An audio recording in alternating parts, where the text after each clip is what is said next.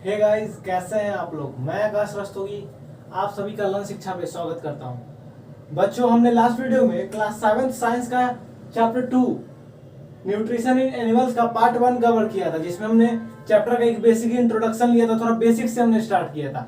अब हम चैप्टर को स्टार्ट करने जा रहे हैं, जिसमें हम पहला टॉपिक पढ़ेंगे ह्यूमन डाइजेस्टिव सिस्टम के बारे में। अभी हम ह्यूमन के न्यूट्रिशन के बारे में पढ़ रहे हैं, ह्यूमन के न्यूट्रिशन के बारे में। तो ह्यूमन डाइजेस्टिव सिस्टम है। ह्यूमन डाइजेस्टिव सिस्टम में हम लोग पढ़ेंगे अभी ह्यूमन डाइजेस्टिव सिस्टम, और पूरा इसका एक एक पार्ट का स्पेसिफिकेशंस भी पढ़ेंगे हम लोग। ठीक है बच्चों, तो अब हम लोग स्टार्ट करते हैं। अच्छा, अगर आपने अभी तक हमारे चैनल को सब्सक्राइब नहीं किया है तो जल्द से जल्द सब्सक्राइब कर दे, लाइक करें एंड शेयर करें। Thank you. तो बच्चों, हमारा पहला टॉपिक है human digestive system. Human digestive system मतलब क्या होता है। देखिए, डाइजेस्टिव सिस्टम तो समझ गए, एक पूरा फंक्शन होगा, अच्छे से काम करेगा, सब कुछ वो सिस्टम हो गया, अच्छे तरीके से ढंग से प्रॉपर वे में काम करेगा। अच्छा, डाइजेस्टिव सिस्टम मतलब डाइजेस्ट करने वाला सिस्टम, और ह्यूमन यानी ह्यूमन के अंदर डाइजेस्ट करने वाला, फूड को डाइजेस्ट करने वाला सिस्टम जो है उसे हम क्या बोलेंगे, ह्यूमन डाइजेस्टिव सिस्टम बोलेंगे। समझ में आया बच्चों। हाँ, तो ह्यूमन डाइजेस्टिव सिस्टम जो होता है ह्यूमन में, वो मेनली दो पार्ट्स होता है उसमें। पहला क्या होता है, हमारा एलिमेंट्री कैनल होता है। एलिमेंट्री कैनल क्या है, तो एक ऐसा पाइप, ऐसा डक्ट जो कि हमारे माउथ से लेकर के, बकल कैविटी से लेकर के कहां तक जाएगा, एनस तक जाएगा, उसको हम क्या बोलेंगे, एलिमेंट्री कैनल बोलेंगे। यानी एक ऐसा पाइप जो माउथ से एनस तक जाएगा, उसे हम क्या बोलेंगे, एलिमेंट्री कैनल बोलेंगे। अच्छा, दूसरा पार्ट आता है हमारा three associated glands. 3 associated glands हैं। एसोसिएटेड ग्लैंड्स किसको बोलते हैं। देखिए, हमारा बॉडी जो है वो, हमारा जो एलिमेंट्री कैनल है वो उस कुछ ऐसे ग्लैंड्स है, जो कि कुछ ऐसे ऑर्गन्स है बॉडी में जो कि एलिमेंट्री कैनल के अंदर तो नहीं आते हैं, लेकिन एलिमेंट्री कैनल के बाहर रहकर अपना सीक्रेशन, अपना केमिकल्स एलिमेंट्री कैनल में देते हैं। उसी को हम क्या बोलते हैं, एसोसिएटेड ग्लैंड्स बोलते हैं। मतलब जुड़ा हुआ है, अंदर नहीं है लेकिन जुड़ा हुआ है, उसको हम क्या बोले, एसोसिएटेड ग्लैंड्स बोलेंगे। तो ह्यूमन डाइजेस्टिव सिस्टम में दो पार्ट होगा, पहला एलिमेंट्री कैनल और दूसरा प्री एसोसिएटेड ग्लैंड्स। तो कौन कौन एसोसिएटेड ग्लैंड्स हैं, तो पहला है हमारा लीवर, फिर है पैनक्रियाज, और फिर है सैलिवरी ग्लैंड। ठीक है ना। सैलिवरी ग्लैंड हमारे माउथ में प्रेजेंट होता है, और ये दोनों का सिक्रेशन हम लोग आगे बढ़ेंगे कैसे होता है। देखिए, एलिमेंट्री कैनल क्या है, तो एक पाइप है जो कि माउथ से एनस तक जाता है। ठीक है बच्चों। अच्छा, अब एलिमेंट्री कैनल के क्या क्या पार्ट्स होते हैं, तो एलिमेंट्री कैनल के हम स्टार्ट करेंगे माउथ से और एंड करेंगे एनस पे। तो चलिए स्टार्ट करते हैं हम लोग। फूड आया, पहले हम लोग फूड लिए माउथ में इंजेक्शन के थ्रू। अच्छा, माउथ में आ गया फूड, अब बकल कैविटी से होकर के जाएगा, बकल कैविटी में आया। अब बकल कैविटी में क्या बोलते हैं इसको, सलाइवा आएगा सैलिवरी ग्लैंड द्वारा। तो बकल कैविटी में डाइजेशन कुछ होगा, कटिंग, च्यूइंग, ये सब होगा। अच्छा, उसके बाद फूड कहाँ आएगा, फूड पाइप में आएगा। ये देखिए, माउथ से आया, अब माउथ से कहाँ जाएगा, फूड पाइप में जाएगा। फूड पाइप में जाएगा, फूड पाइप का नेम क्या है, ईसोफेगस। यानी जो फूड पाइप है उसका एक्चुअल में नेम क्या है, ईसोफेगस नेम है। अच्छा, अब ईसोफेगस में फूड आ गया, अब ईसोफेगस से कहां जाएगा, तो स्टोमक में आएगा। अब स्टोमक में फूड आ गया, स्टोमक में फिर से डाइजेशन हुआ। ईसोफेगस में कोई भी डाइजेशन नहीं होता है। अब स्टोमक में फूड आया, तो स्टोमक में फूड आ गया, स्टोमक में डाइजेशन होगा। अच्छा, स्टोमक में डाइजेशन होगा, उसके बाद फूड कहां जाएगा, स्मॉल इंटेस्टाइन में जाएगा। अच्छा, स्मॉल इंटेस्टाइन में आया, स्मॉल इंटेस्टाइन में कंप्लीट डाइजेशन होता है। क्या होता है, कंप्लीट डाइजेशन। यहाँ पे एक्चुअली कंप्लीट डाइजेशन होता है फूड का, और एब्जॉर्प्शन का काम भी यहीं पे होता है। ठीक है बच्चों। अच्छा, अब हम फूड आएगा कहाँ पे, लार्ज इंटेस्टाइन में। लार्ज इंटेस्टाइन में फूड आएगा, वहां पे कुछ वाटर को एब्जॉर्ब कर लेगा, कुछ मिनरल्स बचा हुआ है वेस्ट में, उसको एब्जॉर्ब कर लेगा। अब पूरा क्या बचा, लार्ज इंटेस्टाइन के बाद वेस्ट मटेरियल बचा, और वेस्ट कहाँ जाएगा, रेक्टम में जाएगा। अच्छा, अब रेक्टम में क्या होता है कि स्टोरेज का काम करता है। रेक्टम स्टोर करता है, किसको स्टोर करता है, तो फेसेज को, यानी फेकल मैटर को। फेकल मैटर क्या है हमारा, तो वही अनडाइजेस्टेड जो फूड है, वेस्ट फूड है, उसी को हम क्या बोले, फेकल मैटर बोले। अच्छा, अब एनस के थ्रू क्या होगा, फूड एलिमिनेट होगा, एनस के थ्रू। चलिए, तो ये हमने एक बेसिक व्यू लिया, हम फिर से इसको देखते हैं एक बार अच्छे से। देखिए, माउथ में फूड आया, माउथ से कहां जाएगा, बक्कल कैविटी में जाएगा। अच्छा, बक्कल कैविटी में उसके बाद कहां जाएगा, ईसोफेगस में जाएगा। ईसोफेगस में क्या होगा, नो डाइजेशन। अच्छा, ये माउथ प्लस बक्कल कैविटी में क्या होगा, डाइजेशन होगा। क्या चीज होगा, तो फूड फूड का क्या होगा, सलाइवा के साथ मिक्स होगा, प्लस सलाइवा, और क्या होगा तो तीत उसको कट करेगा तो प्लस में तीत के द्वारा कट होगा, तीत कट जो होगा, तीत के द्वारा फूड का कट किया जाएगा वो होगा। यानी फूड आया, हमने उसको तीत से कट किया, फिर वो टंग के थ्रू सलाइवा, सलाइवा मिक्स होगा, उसमें सलाइवा से कुछ डाइजेशन होगा, उसके बाद फूड आएगा हमारा बकल कैविटी से आएगा ईसोफेगस में, ईसोफेगस में कोई भी डाइजेशन नहीं होगा, नो डाइजेशन। अच्छा, उसके बाद क्या आएगा, स्टोमक में आएगा, स्टोमक में डाइजेशन होता है, हम बताएंगे स्टोमक में कैसे कैसे होता है। उसके बाद फूड कहाँ आएगा, स्मॉल इंटेस्टाइन में। स्मॉल इंटेस्टाइन एक्चुअली ये स्मॉल है नहीं, ये लार्ज इंटेस्टाइन से भी बड़ा होता है। अच्छा, स्मॉल इंटेस्टाइन में क्या होगा, हमारा कंप्लीट डाइजेशन होगा, यानी पूरा फूड का डाइजेशन यहीं पे हो जाएगा, सब फूड अपने सिंपल सिंपल फॉर्म में कन्वर्ट हो जाएंगे और वो एब्जॉर्ब हो जाएंगे। अब जो वेस्ट मटेरियल बचा वो कहाँ जाएगा, हमारा लार्ज इंटेस्टाइन में जाएगा, लार्ज इंटेस्टाइन में गया वेस्ट मटेरियल। तो वेस्ट मटेरियल में क्या होगा कि कुछ वाटर प्रेजेंट होंगे, कुछ मिनरल्स प्रेजेंट होंगे। तो लार्ज इंटेस्टाइन क्या करता है कि वाटर और मिनरल्स को एब्सॉर्ब कर लेता है और वेस्ट मटेरियल को छोड़ देता है। तो छोड़ करके वो कहाँ जाएगा, रेक्टम में जाएगा। अब रेक्टम में क्या काम है, तो वो वेस्ट मटेरियल को स्टोर करके रखता है। अच्छा, और जो स्टोर है वो वेस्ट मटेरियल, उसको हम क्या बोलेंगे, फेकल मैटर। अब रेक्टम के बाद वो कहा जाएगा, एनस के थ्रू एलिमिनेट होगा out of body, eliminate out of body. अब बॉडी के बाहर वो एनस के थ्रू चला जाएगा। ये पूरा प्रोसेस हमारा क्या है, डाइजेशन कहलाता है। क्या कहलाता है, डाइजेशन का प्रोसेस है ये। ठीक है बच्चों। अच्छा, ये एलिमिनेट हो रहा है, उसको हम क्या बोलते हैं, इजेशन बोलते हैं। यहाँ पे अंदर हम फूड को ले रहे हैं, इसको क्या बोलते हैं, इंजेशन बोलते हैं। चलिए, तो ये हमने एक बेसिक व्यू लिया है। अब हम पढ़ते हैं कि एक एक पार्ट का स्पेसिफिकेशन पढ़ेंगे कि कैसे कैसे सब कुछ होता है। तो बच्चों हम लोग आगे देखते हैं कि एलिमेंट्री कैनाल का एक एक पार्ट का अच्छे से पढ़ते हैं। देखिए, पहला पार्ट क्या है, माउथ और बकल कैविटी।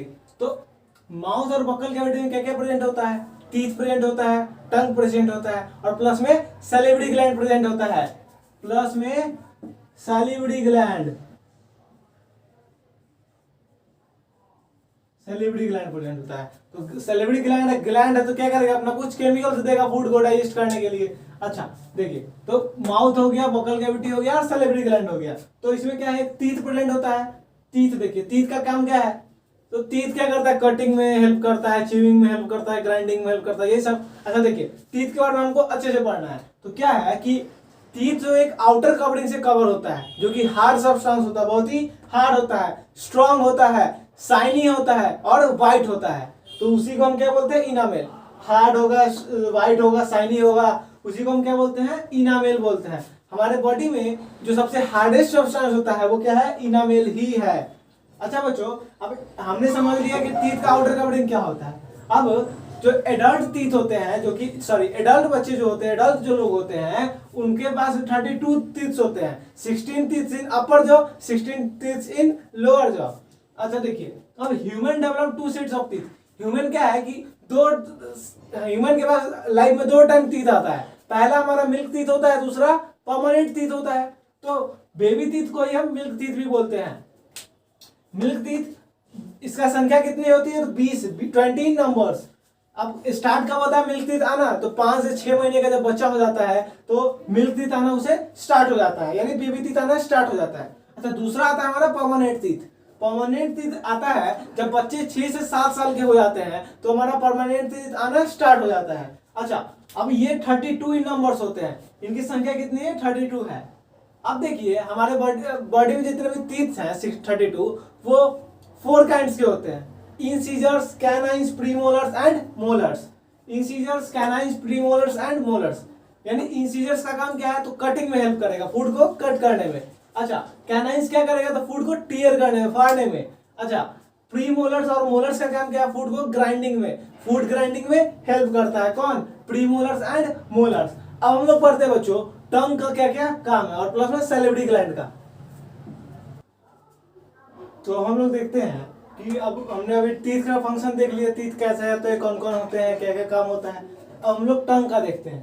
टंग क्या है कि एक मस्कुलर ऑर्गन है हमारे बॉडी में, बक्कल कैविटी के फ्लोर में प्रेजेंट होता है। तो muscular organ attached with floor of buccal cavity. अच्छा, ये एक डायरेक्शन में मूव करता है, फिर ऑल डायरेक्शन में मूव करता है। सिंपल सी बात है, ऑल डायरेक्शन में मूव करता है तो मूव्स इन ऑल डायरेक्शन। चलिए, हम लोग ऐसे समझ समझ के पढ़ेंगे तो अच्छे से याद हो जाएगा। फंक्शन क्या है इसका, टंग का काम क्या होगा, तो टंग एक तो हेल्प करता है फूड को निगलने में यानी स्वेलो करने में, दूसरा क्या काम होगा, तो जो सलाइवा रिलीज होता है सैलिवरी ग्लैंड के द्वारा केमिकल्स, उसको फूड के साथ मिक्सिंग में कौन हेल्प करता है, टंग हेल्प करता है। तो टंग का काम क्या है, helps in mixing food with saliva, saliva के साथ फूड को मिक्स करने में हेल्प करता है और फूड को स्वेलो करने में मतलब फूड को निगल जाने में हेल्प करता है। अच्छा देखिए 4 types of taste bud present होते हैं हमारे जो लिप्स है हमारा, सॉरी लिप्स बोलते हैं, ये टंग है हमारा, उस पर 4 टाइप्स के टेस्ट बड प्रेजेंट होते हैं। टेस्ट बड का काम क्या है, तो फूड के टेस्ट को बताएगा, तो फंक्शन ऑफ टेस्ट बड क्या होगा, it tells about the taste of food. और 4 टाइप्स ऑफ टेस्ट बड कौन कौन होते हैं, स्वीट, साल्टी, सावर, बिटर। यानी पहले जो होगा, हमने इसको लाइन बाय लाइन लिखा है, पहले जो होगा वो स्वीट, फिर आएगा साल्टी, फिर आएगा सार, फिर आएगा बिटर। ये हमारा 4 टाइप्स ऑफ टेस्ट बड हो गया। अच्छा हमने एक और चीज देखा था कि सैलिवरी ग्लैंड इंपॉर्टेंट होता है यहाँ पे। तो सैलिवरी ग्लैंड क्या है, तो सैलिवरी ग्लैंड सलाइवा रिलीज करता है और सलाइवा से क्या होगा, फूड का डाइजेशन होगा। केमिकल से रिलीज कर रहा है, केमिकल से क्या हो रहा है, फूड का डाइजेशन हो रहा है। एंजाइम्स किसे बोलते हैं, जो कि ग्लैंड्स के द्वारा रिलीज होता है और उससे फूड का डाइजेशन में हेल्प होता है, उसी को एंजाइम्स बोलते हैं। तो ये सलाइवा एंजाइम रिलीज किया है, तो ये भी क्या करेगा, डाइजेशन में हेल्प करेगा। अच्छा ये हमने देख लिया बक्कल कैविटी में फूड आया। अब बक्कल कैविटी से फूड कहाँ जाता है, ईसोफेगस में जाता है। तो देखिए दूसरा पॉइंट क्या है, ईसोफेगस। तो ईसोफेगस को हम फूड पाइप बोलते हैं। तो यहाँ पे कोई भी डाइजेशन नहीं होता है। ईसोफेगस का बस इतना ही काम है कि एक पाइप है जो कि बक्कल कैविटी से फूड को उठाता है और कहाँ पे ले जाता है, स्टोमक में ले जाता है। तो बक्कल कैविटी से उठाएगा और स्टोमक में ले जाएगा, यही काम है किसका, ईसोफेगस का। इसका एक और नाम क्या है, फूड पाइप, फूड को ले जाता है। अच्छा यहाँ पे एक प्रेजेंट होता है हमारा एपिग्लोटिस। एपिग्लोटिस क्या होता है, देखिए एपिग्लोटिस क्या है कि मान लीजिए कि हमारा फूड पाइप है और पास में विंड पाइप भी है। तो फूड जो हम ले रहे हैं वो कहीं विंड पाइप में नहीं चला जाए और जो विंड ले रहा है वो हमारा फूड पाइप में नहीं आ जाए। इसको कौन बताता है, एपिग्लोटिस बताता है। यानी एक गेट टाइप का यहाँ पे बना हुआ है फूड पाइप और विंड पाइप के दोनों के टॉप पे। तो वो क्या है कि जब फूड जाता है तो वो फूड जाएगा तो क्या होगा कि विंड पाइप को बंद कर देगा और विंड जाएगा तो फूड पाइप को बंद कर देगा। तो यही एपिग्लोटिस का काम है कि फूड हमारा विंड पाइप में नहीं चला जाए और विंड, समझ में आया बच्चों। हाँ तो ये काम क्या है एपिग्लोटिस का, यानी फ्लैप लाइक स्ट्रक्चर है, get like structure, flap like structure. अच्छा हम ईसोफेगस तक देख चुके हैं कि ईसोफेगस में आ गया फूड। अब ईसोफेगस में कोई भी डाइजेशन नहीं होता है। ईसोफेगस में क्या है बच्चों कि जैसे कि ये ईसोफेगस है तो इसमें क्या होगा, मसल्स जो है ना ईसोफेगस का वो कॉन्ट्रैक्ट करेगा, रिलैक्स करेगा, कॉन्ट्रैक्ट करेगा, रिलैक्स करेगा, कॉन्ट्रैक्ट करेगा, रिलैक्स करेगा। तो यही कॉन्ट्रैक्शन रिलैक्सेशन से क्या होता है, फूड नीचे जाता है, कहाँ पे जाएगा, तो फूड आएगा स्टोमक में आएगा। तो अब हम लोग स्टोमक के बारे में देखते हैं। तो बच्चों अब हमारा थर्ड पार्ट है स्टोमक। स्टोमक में क्या है, अब देखिए ईसोफेगस से फूड आ गया हमारे स्टोमक में। अब स्टोमक में क्या होगा देखिए, तो स्टोमक क्या है, तो एक मस्कुलर ऑर्गन है जो कि widest part of alimentary canal है, सबसे चौड़ा सा पार्ट है एलिमेंट्री कैनल का, सबसे वाइडेस्ट पार्ट है एलिमेंट्री कैनल का। अच्छा मस्कुलर ऑर्गन हो गया, widest part of alimentary canal हो गया। अब स्टोमक का जो इनर लिनिंग होता है उसमें क्या होता है कि वो ग्लैंड्स है, वो क्या रिलीज करेगा कि बहुत सारे गैस्ट्रिक जूस रिलीज करते हैं। तो बहुत सारे जूस रिलीज करते हैं जिसमें से पहला जूस का नेम है mucus. Inner lining of stomach क्या करेगा, जूस रिलीज करेगा। अच्छा कौन सा जूस रिलीज करेगा, तो पहला म्यूकस रिलीज करेगा। म्यूकस का काम क्या होगा, तो म्यूकस का काम है कि protect lining of stomach from HCl, यानी जो लिनिंग ऑफ स्टोमक है हमारा जो कि रिलीज किया है केमिकल्स, वो म्यूकस भी रिलीज करता है। और म्यूकस क्या करता है, उसको बचाता है, लिनिंग ऑफ स्टोमक को बचाता है, यानी स्टोमक को वो बचाता है किस चीज से, तो HCl के एक्ट से। HCl क्या हमारा हाइड्रोक्लोरिक एसिड, यानी एसिड है तो उसको चला सकता है। अब HCl एक स्ट्रॉन्ग एसिड होता है, मतलब बहुत ज्यादा पावर होता है एसिड का, तो वो है HCl। अब HCl से स्टोमक को कौन बचाता है, तो म्यूकस, यानी म्यूकस क्या वो बचाएगा स्टोमक को एसिड से। अच्छा अब और क्या रिलीज करता है, तो HCl रिलीज करता है, यानी हाइड्रोक्लोरिक एसिड। हाइड्रोक्लोरिक एसिड का काम क्या है, तो वो तो एक तो एसिडिक मीडियम प्रोवाइड करता है, यानी अंदर में एसिड जनरेट, एसिड का एक पूरा मीडियम होता है, एसिड पूरा मीडियम हो गया, एसिड तैयार कर दिया पूरा अंदर में। अच्छा और जर्म्स को भी किल करता है HCl, जितने भी जर्म्स है उसको किल करेगा फूड में, और साथ ही एसिडिक मीडियम प्रोवाइड करेगा। अच्छा एसिडिक मीडियम का काम क्या होगा? एसिडिक मीडियम कह रहा है, एसिडिक मीडियम का काम क्या होगा? एक्चुअली बात ये है कि यहाँ पे जो एंजाइम रिलीज होता है उसका नेम है हमारा, अच्छा एंजाइम रिलीज होता है, एंजाइम समझिए आप, नेम जाइएगा तो बहुत आगे चला जाएगा। एंजाइम में होता है उसका, वो ऐसे ही एक्ट नहीं हो जाता है फूड पे, उसको क्या होता है ना कि उसको एक्टिव फॉर्म में लाने के लिए हमको एसिड का जरूरत पड़ता है, यानी एंजाइम प्लस HCl, तब होगा क्या, एक्ट ऑन फूड। यानी ये जो एंजाइम है वो HCl के साथ मिक्स होगा, HCl उस पे एक्ट होगा, HCl उस पे लगेगा, तभी जा करके वो एक्टिव होता है और तब वो डाइजेशन में हेल्प करता है। ठीक है बच्चों, तो एंजाइम को यहाँ पे एसिडिक मीडियम क्यों चाहिए? एंजाइम्स को एक्टिव होने के लिए। एंजाइम अगर एक्टिव नहीं होगा तो फूड डाइजेस्ट कैसे होगा? तो उसी को एक्टिव बनाने के लिए हमको HCl का जरूरत होता है, यानी एसिडिक मीडियम का जरूरत होता है। अच्छा, अब एंजाइम्स है तो एंजाइम्स क्या है? तो enzymes help in digestion, enzymes digestion में हेल्प करता है। ये एंजाइम्स रिलीज किया हमारा इनर लिनिंग ऑफ स्टमक, तो एंजाइम्स कुछ रिलीज करता है, वो इसका काम क्या है? तो डाइजेशन में हेल्प करता है। किसके डाइजेशन में? तो प्रोटीन के डाइजेशन में। किसके डाइजेशन में? तो प्रोटीन डाइजेशन। एंजाइम्स स्टमक में मतलब प्रोटीन डाइजेशन। अच्छा, प्रोटीन को डाइजेस्ट करके क्या बनाएगा? तो ये एंजाइम्स क्या करता है? प्रोटीन्स को अमीनो एसिड में कन्वर्ट कर देता है। किस में कन्वर्ट करता है? अमीनो एसिड्स में। अच्छा, ये हमारा क्या होगी? ये सिंपल फॉर्म है प्रोटीन्स का। अच्छा, अब ऐसा भी हो सकता है ना कि स्टमक में कुछ प्रोटीन्स नहीं हो, सॉरी मतलब कुछ प्रोटीन्स क्या होगी, सिंपल फॉर्म में कन्वर्ट नहीं हो पाए, तो उसका काम कहाँ पे होगा? स्मॉल इंटेस्टाइन में होगा। तो हम लोग स्टमक देख लिए, अब हम लोग कहाँ पे आएंगे? स्मॉल इंटेस्टाइन पे आते हैं। तो बच्चों अब हम लोग देखेंगे स्मॉल इंटेस्टाइन क्या होगा। स्मॉल इंटेस्टाइन क्या होता है? स्मॉल इंटेस्टाइन में क्या क्या होता है? तो हमने अभी देखा था कि स्मॉल इंटेस्टाइन एलिमेंट्री कैनाल का पार्ट था, स्टमक के बाद आया है। अच्छा, स्टमक के बाद आया स्मॉल इंटेस्टाइन। स्मॉल इंटेस्टाइन क्या है? 6 से 7 मीटर लॉन्ग होता है, 6 to 7 मीटर लॉन्ग होता है, ठीक ना। वो एक्चुअली क्या होता है ना कि कर्ल्ड रहता है, मतलब मुड़ा हुआ रहता है, पूरा पाइप लाइक स्ट्रक्चर पूरा मुड़ा हुआ रहता है, इसीलिए वो क्या है कि 6 to 7 मीटर लॉन्ग है। तो 6 to 7 मीटर के तो हम लोग भी नहीं है ना, हाँ, तो लॉन्ग होता है स्मॉल इंटेस्टाइन। अच्छा, 3 टाइप्स ऑफ सिक्रीशन होता है स्मॉल इंटेस्टाइन में। स्मॉल इंटेस्टाइन में क्या होता है कि तीन टाइप के सिक्रीशन उसमें आते हैं, यानी 3 एंजाइम्स आएगा उसमें। अच्छा, और place of complete digestion of food होता है। स्मॉल इंटेस्टाइन क्या होता है? कंप्लीट डाइजेशन स्मॉल इंटेस्टाइन में होता है। यानी अगर आपसे कोई पूछे कि साइट ऑफ कंप्लीट डाइजेशन क्या होगा, प्लेस ऑफ कंप्लीट डाइजेशन, तो हम बोलेंगे स्मॉल इंटेस्टाइन। अच्छा, small intestine place of complete digestion होता है, मतलब कि यहाँ पे कंप्लीट डाइजेशन ऑफ फूड हो जाता है। कोई भी फूड सिंपल, सारा फूड सिंपल फॉर्म में कन्वर्ट हो जाएगा, कोई फूड नहीं बच पाएगा। ये एकदम जैसे कि गुफा टाइप का, जिसमें कोई आया तो बच के बाहर नहीं जा सकता है, वैसा ही स्मॉल इंटेस्टाइन है। मतलब कोई भी फूड आया अगर वो कम्प्लीटली डाइजेस्ट हो जाएगा और अपने सिंपल फॉर्म में कन्वर्ट हो जाएगा। अच्छा, कौन कौन हमने देखा अभी 3 सिक्रीशंस आते हैं, तो कौन कौन से सिक्रीशन हम लोग उसको देखते हैं। पहला सिक्रीशन आता है हमारा लीवर से। लीवर क्या है? ग्लैंड है, बॉडी का सबसे लार्जेस्ट ग्लैंड लीवर होता है, लार्जेस्ट ग्लैंड ऑफ बॉडी होता है, प्रेजेंट बिलो स्टोमक होता है। तो स्टोमक के नीचे प्रेजेंट होता है। लीवर क्या है? तो largest gland of body stomach के नीचे प्रेजेंट होता है। Secretes bile juice. अब लीवर क्या करता है? तो बाइल जूस को सिक्रीट करता है, बाइल जूस को देता है, बाइल जूस निकालता है, ठीक ना। That stores in gallbladder, जो कि बाइल जूस कहाँ पे स्टोर किया जाता है? तो गॉल ब्लैडर में। गॉल ब्लैडर बाइल जूस को स्टोर करेगा, यानी स्टोरेज का काम कौन कर रहा है? गॉल ब्लैडर कर रहा है। लीवर बाइल जूस सिक्रीट किया, गॉल ब्लैडर उसको स्टोर करेगा। अब बाइल जूस का काम क्या, हम लोग उसको देखते हैं। बाइल जूस का काम है फैट्स डाइजेशन का, डाइजेशन ऑफ फैट्स में हेल्प करता है कौन? लीवर। यानी बाइल जूस जो है वो डाइजेशन ऑफ फैट्स करता है।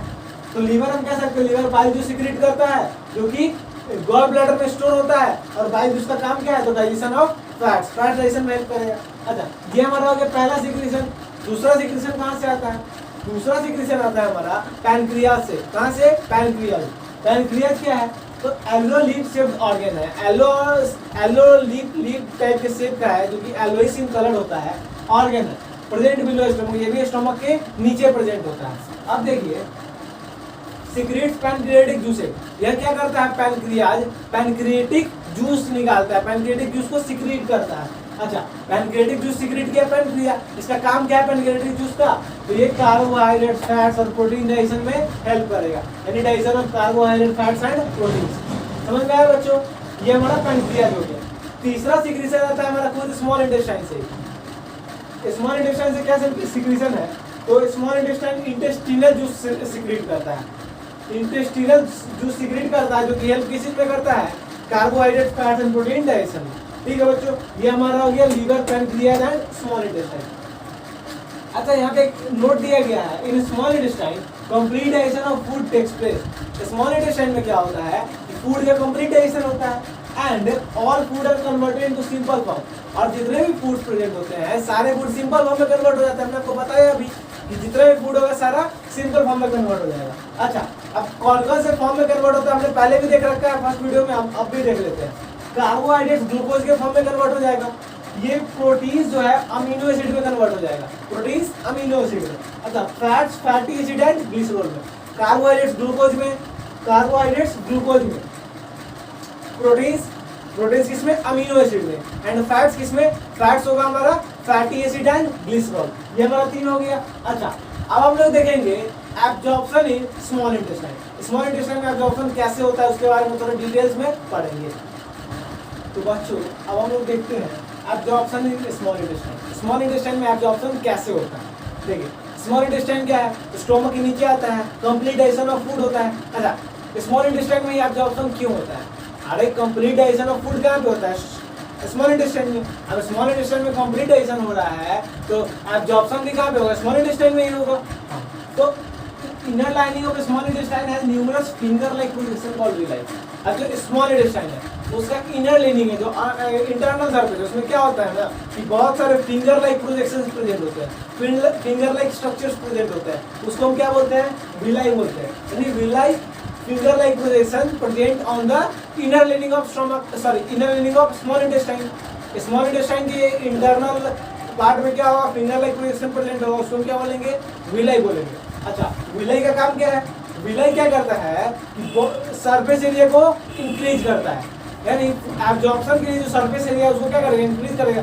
अब देखिए जैसे कि ये पार्ट, ठीक ना, ये पार्ट, अब हम क्या करेंगे, इसी पार्ट को हम यूं यूं यूं यूं यूं यूं यूं कर देंगे, ऐसे कर दिए।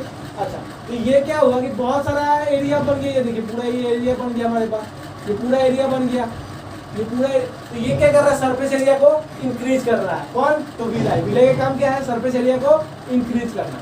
तो villi increase the surface area for absorption. अब सरफेस एरिया ज्यादा होगा तो जल्दी एब्जॉर्ब होगा, ज्यादा फूड एब्जॉर्ब होगा। समझ में आया बच्चों? तो villi inner lining of stomach में फिंगर लाइक प्रोजेक्शंस होते हैं, उसको हम विलाई बोलते हैं। और विलाई क्या करते हैं, तो सरफेस एरिया को इंक्रीज करते हैं एब्जॉर्प्शन के लिए। अब देखिए, जो अब एब्जॉर्ब कौन करेगा, तो ब्लड वेसल्स। ब्लड क्या करेगा कि एब्जॉर्ब करेगा फूड को और उसको क्या करेगा, डिफरेंट बॉडी पार्ट्स में भेजेगा। फूड एब्जॉर्ब किया डिफरेंट बॉडी पार्ट्स में, ब्लड के थ्रू भेजा। ब्लड वेसल फूड एब्जॉर्ब करेगा, उसको डिफरेंट पार्ट्स में भेजेगा, कैसे, तो ब्लड के थ्रू। अब this absorb food is used to obtain energy and this process called assimilation. अब देखिए, जो एब्जॉर्ब फूड है, फूड को जो हमने एब्जॉर्ब किया, हमारा ब्लड वेसल एब्जॉर्ब किया, उसको क्या करेगा, डिफरेंट पार्ट में भेजा। अब उस डिफरेंट पार्ट में गया तो उसका काम क्या है, तो एनर्जी जनरेट करने के लिए हम उस फूड का यूज करते हैं। अब एनर्जी जनरेट हो रहा है एब्जॉर्ब फूड से, तो आपने पढ़ा था कि अगर एब्जॉर्ब फूड से एनर्जी जनरेट हो रहा है तो उस प्रोसेस को हम क्या बोलते हैं, एसिमिलेशन बोलते हैं। इंजेशन, डाइजेशन, एब्जॉर्प्शन, एसिमिलेशन, याद आया बच्चों? हाँ, तो एब्जॉर्ब फूड से एनर्जी जनरेट हो रहा है उसको हम क्या बोलेंगे, एसिमिलेशन। तो हमारा लास्ट टॉपिक है बच्चों ये कि लार्ज इंटेस्टाइन के बारे में। तो हम लोग लार्ज इंटेस्टाइन के बारे में देखेंगे। ये हमारा लार्ज इंटेस्टाइन। लार्ज इंटेस्टाइन क्या है बच्चों, तो ये 1.5 मीटर लंबा होता है लेंथ में। अच्छा, 1.5 मीटर लंबा होता है। Undigested food comes here. यहाँ पे क्या होता है, मेरी अनडाइजेस्टेड फूड आते हैं, क्योंकि स्मॉल इंटेस्टाइन के बाद आया लार्ज इंटेस्टाइन। अच्छा, लार्ज इंटेस्टाइन आया तो क्या हो गया, फूड सारा एब्जॉर्ब हो चुका है और जो वेस्ट बचा हुआ वही फूड आएगा यहाँ पे। तो अनडाइजेस्टेड फूड जो कि वेस्ट फूड है वही आएगा यहाँ पे। Absorption of excess water and minerals.